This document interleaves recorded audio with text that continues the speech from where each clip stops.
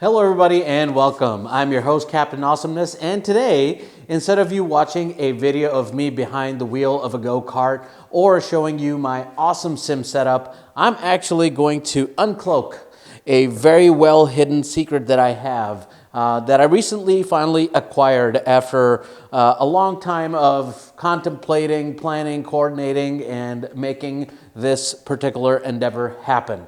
So before I actually get into this, let me just address something real quick with you guys.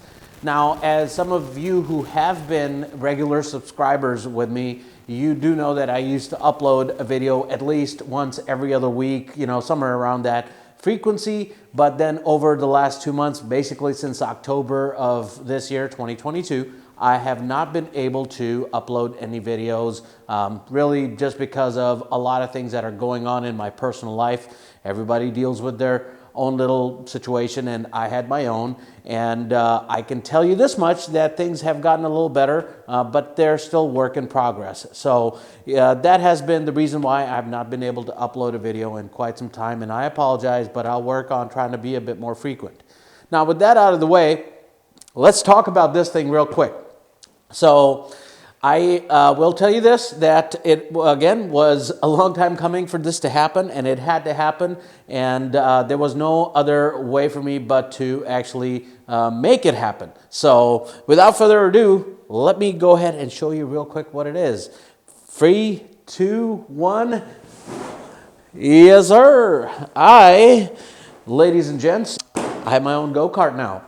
This, my friends, is a Burrell Art AM29 chassis with the LO206 engine.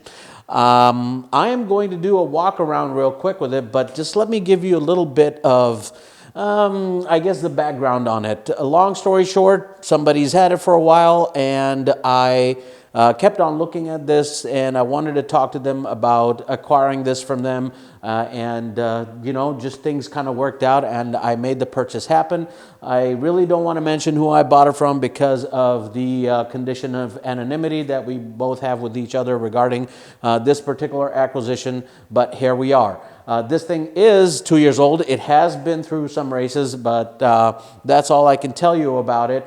Overall, it's a great kart. Again, I will do a little bit of a different view for you guys to look at, but overall, this is what it looks like. Obviously, it's got the front bumper, the fairing, the side pods. It's got the wheels and tires and all the stuff that you would need. It's basically race ready. However, I'm going to put my own touch to it. It's just something that I want to do. So this looks more like mine, and it kind of reflects what my channel's about. So a lot of good things happening. And with that in mind, I really do need to talk to you guys about go-karting and what the whole point of it all is. The thing is that I have had this passion for racing for quite a long time. As a matter of fact, before I got back into go-kart racing, prior to this, basically my adult life, I was more focused on racing on cars. I had a bunch of cars when I was a young man. I started off with, let me see, what was the name of the car? It was a 1994 Nissan Sentra SER. If some of you know what that is, you know what kind of car that was. Awesome front-wheel drive car, just had the best looks of a 90s car, at least from the front-wheel drive configuration types, in my opinion. And then I moved into other vehicles. I had like several Nissan 240 SXs. Then I had a Lancer Evolution 8. Then I had a Subaru STI.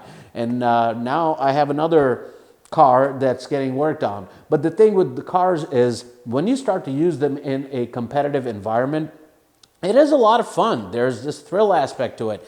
There's just a whole different world that platform is in. And the thing though with it is that it is over the years been getting very, very expensive, to the point where I can no longer afford to race like I can on a go-kart. And that was the motivator behind why I started to recede basically from automotive sports of that kind and move into go-karts where things are a lot more manageable for the pocket. So that's what the motivation was behind me getting into it. And of course, it does help that when I restarted my affection for go-kart racing, it actually got reignited when I was in Pakistan. I started off again in rental go-kart racing there. And then when I came back to the United States, I explored a little bit to see what kind of opportunities were out there. Little did I know that the environment here is not the same as what I've seen elsewhere in the world. So rental go-karting here for gas karts is not exactly as widespread as I would personally prefer it to be locally. What I did have were 2 indoor go-karting places. One is, of course, Boss Pro Karting, and the second is High Voltage Karting. Both of those places have electric karts, and electric karts do have their pluses and minuses, and I'll leave it at that. So there was just this one part of me that was wanting to still do more, and luckily, and I say luckily because I was networked with the team that I belong to now, Racing for Vets, via a supporter of our team, Sam Raber. And because of him, I was able to connect with our team captain, Reiner. You've seen him in my videos before. And I have been racing for Vets this entire 2022 season, which again, like I said, ended in October of 2018. Having said that, being part of that team and making some real good friendships with teammates such as Austin Johnson, Gary Rump, and then Ryan Goodwin, and then of course meeting some of the supporters that we've had, like I don't know, Aaron Banfield comes to mind, Karen Banfield comes to mind. There's Dan Fearer. There's another gentleman, I can't think of his name, the Newsel family. I mean, I can continue naming names. Ray McKibben. People who really truly care for our organization. Not to mention the community of racers, the grassroots types that actually show up to G&J Kartway down there in the OVKA series. So that feeling of community, the feeling of wanting to be a part of something, above and beyond yourself, Racing for Vets in particular, and then of course being part of the G&J Kartway community that races down there, an excellent experience. I cannot take any of that away from them. I am very thankful, as a matter of fact, to everybody I met down there and interacted with, because they were able to get me out of my own shell that I had within myself for quite a while. Having this ability to speak in the way that I do, and being able to open up about a lot of things, I was locked up for a while, mentally speaking, and I wanted to be able to get out of that cocoon, shell, whatever you want to call it, right? So this is what happened with me being part of Racing for Vets, finally being the person that I've always been before. So very thankful, very grateful for it. Now, with that said, this is not a but, or this is not a however. This is more of like a, okay, I've been at G&J Kartway. I wanted to also kind of remind myself that, the reason why I created this channel was twofold. First and foremost, I want to bring more and more young minds into this sport because of how, first of all, affordable it really is from a parent's perspective, but even from an adult's perspective, it is quite an affordable sport to be in. It doesn't really cost as much, relatively speaking, compared to, say, getting into the automotive stuff and what have you. That's one thing. Then the other part of why I created this channel was to really share my own excitement with you. And I would do that in the form of going to different tracks as much as I could. And what I did start to feel by going down to just G&J the entire summer was that, things were kind of becoming a little static. The thing is, majority of you guys who watch my channel are not even here from the United States. As a matter of fact, when I looked at the last statistic, majority of you are from Pakistan, which is where I was originally born. I was only born there, by the way. So I want you guys to be able to appreciate all of what go-kart racing looks like, specifically here in the United States. Europe gets a lot of coverage, but for some reason, the go-kart map isn't well reflected here, even though there's tons of tracks, tons of series, tons of things to do here. So I am going to try to expose that part of sport within the United States that, for whatever reason, is not really shown. So with that in mind, I did also go with Racing for Vets to MCC, which is another track in Cincinnati, and then I went on my own to pit race over in Pittsburgh, Pennsylvania, technically Wampum, Pennsylvania. And over there, I think I did a couple of sessions on a rental gas cart. So rental gas carts, they have their own thing as well. Racing gas carts are completely different.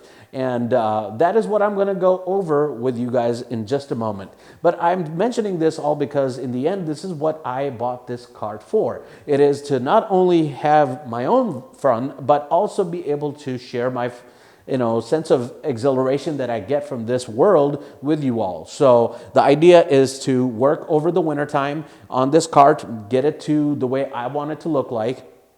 And then on top of that, also kind of go to different tracks and have you guys see, how different tracks look, what the communities there look like, what kind of configurations they are, and how I'm going to adjust to them. I'm not going to try to do the whole, hey, I'm going to be part of the top 10 fastest guys at this track, or in the top 3 or top 10 or top anything. It's just a matter of going through the experience of racing. So that is key about what I am doing here. But with all that said, which has been quite a lot, I'm now going to go over the entire cart with you guys and kind of show you, what this whole thing is about. So I will be right back. Okay guys, so here we are doing our close-up. So I am going to show you what this cart is all about. Again, this is an AM29 Burrell AM29 that is, and it's a 2020 model. By the way, if you see a lot of stuff going around, like the mess that there is here, that's because it's my garage and I need to clean all that up. You might also see my little mini studio setup deal and things kind of in different places, so sorry about that. This, of course, is my little brand new impact wrench that I just got, Ryobi from Home Depot. I gotta say that it's a pretty good, cheap brand, reasonable, so really awesome to have. But let's just start with the front end, as in when we go. So front end, obviously, is going to be a plastic piece. This is the bumper, obviously. Then this is the nose fairing, followed by the side pods that are on both sides of the cart. I can tell you this, that this cart, in relative comparison to a rental cart, is going to be significantly lighter. That's one of the biggest disadvantages that you have with a rental cart, that even though that they may work right sometimes, at least the thing with these things is that they are, first of all, lighter, then they're a lot more customizable, and really in the end, it is probably more exhilarating to be in something like this, a racing go-kart, compared to a rental cart. Again, I'm speaking from experience, so that's why I think this was a good purchase for me to go for. All right, so just moving on into the middle. Of course, this is our gas tank here. Our seat that's been used for quite a while. It definitely needs to be replaced. I already know that after talking to the previous owner. The steering wheel. Now, this typically, as a racing cart, will have what we call a data display unit. So usually a lot of people use what's called Micron as a company. AIM Micron, I believe it's called, and the previous owner kept that, so I am going to actually get myself one, and that'll happen sometime in the month of February when we have the swap meet happening. Hopefully I'll find a good deal. Anyhow, here's the engine. This is what we call an L0206, made by Briggs & Stratton. Briggs & Stratton is known a lot for making lawnmower engines, but they also do make this particular engine here for this go-kart, and it is actually one of the most popular engines within the go-kart world within the United States, partially because of the fact that it is super reliable, and honestly, it is really cheap. That's the biggest thing about it, is that it lasts a long time.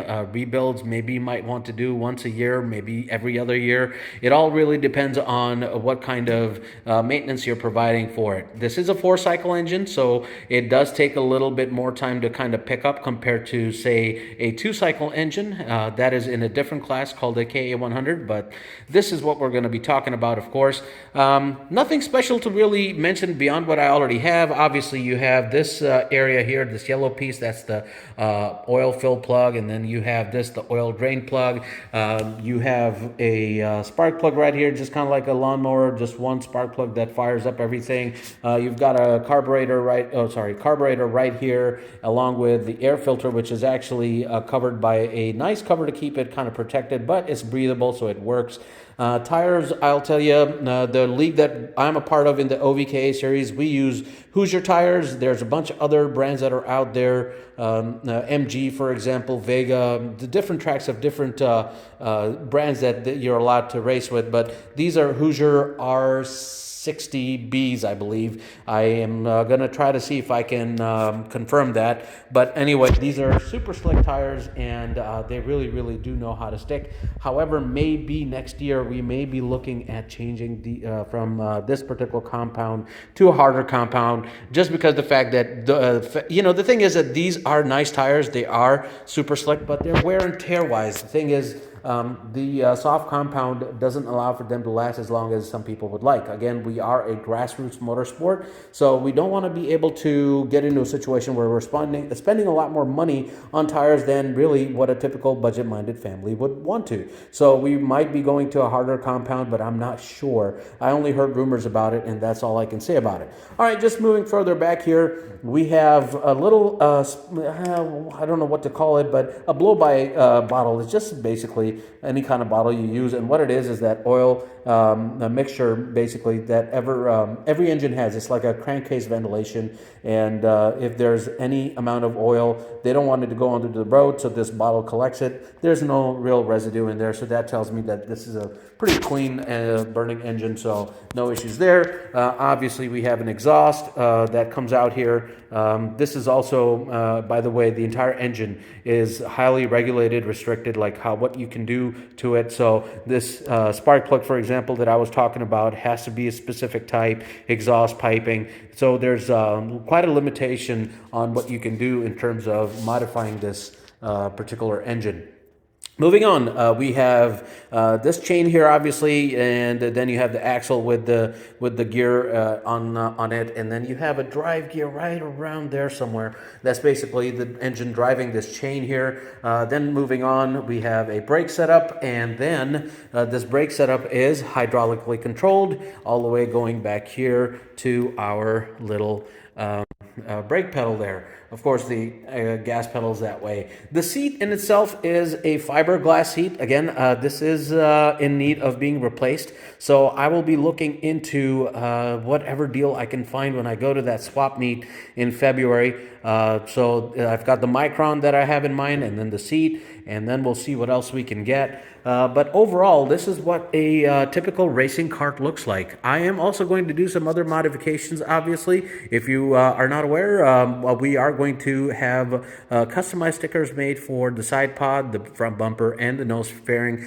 And maybe, just maybe, if I can actually afford the time, given some personal difficulties I've got going on at home, we are going to remove everything on this cart. Let's try to see what we can do about painting the chassis, because that is going to be real important as well. I think I need to kind of match the theme of the stickers that I'm going to put on the bumper and side pods, along with what I'm going to do with the frame. So that's something worth considering. Just to also kind of leave a couple other things with you guys. For those guys, again, my viewers, I just want them to know how simple this is. This is the steering setup after all, but then you have these two tie rods that control everything. And basically, it's not that complicated of a vehicle or platform to kind of learn from. So I really am pretty excited about what we've purchased. I cannot mention dollar amount, but let me just say that what I got for my money, I am pretty happy. So overall, this is what a typical racing go-kart looks like, and a typical the LO206 engine looks like. And I do also have a bunch of extra spare parts, but nothing that needs to be mentioned right now. I'm definitely looking forward to a great winter spent kind of working on this kart. Okay, with that out of the way, I got to tell you again, I'm very happy about this acquisition.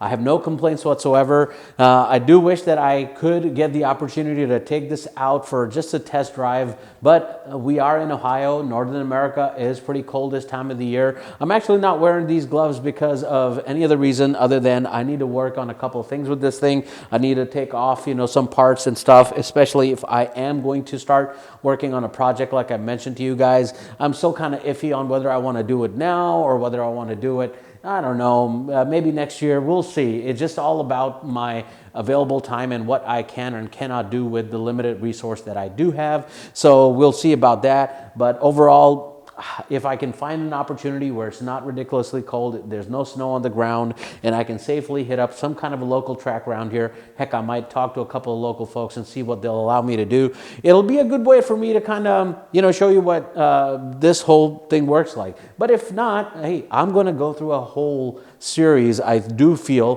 where I'm going to actually rip everything apart and show you what everything is supposed to do, where it's supposed to be placed, how it's supposed to work. And then together, I think over the wintertime, when we go into the regular season, we will then begin to see some real magic happen with the way this cart is supposed to work for us. So I can't wait for what's coming up in my immediate and near future, and I hope you guys are just as excited as I am. Again, I am also doing this because I want to continue to find more people to want to race and join me. Please let me know, especially if you're a veteran. I'd like to link you up with my team, Racing for Vets, because we always need more people to kind of be a part of a group that's much larger than our individual selves. So it's a great team to be a part of. And if you want to join me in a race, hey, you know what? Make it happen. If you don't have a car of your own, maybe I can work with you to help you find something. It'll be a great experience, I think. So all in all, that is all I have for you guys. I really hope that if I don't get to see anybody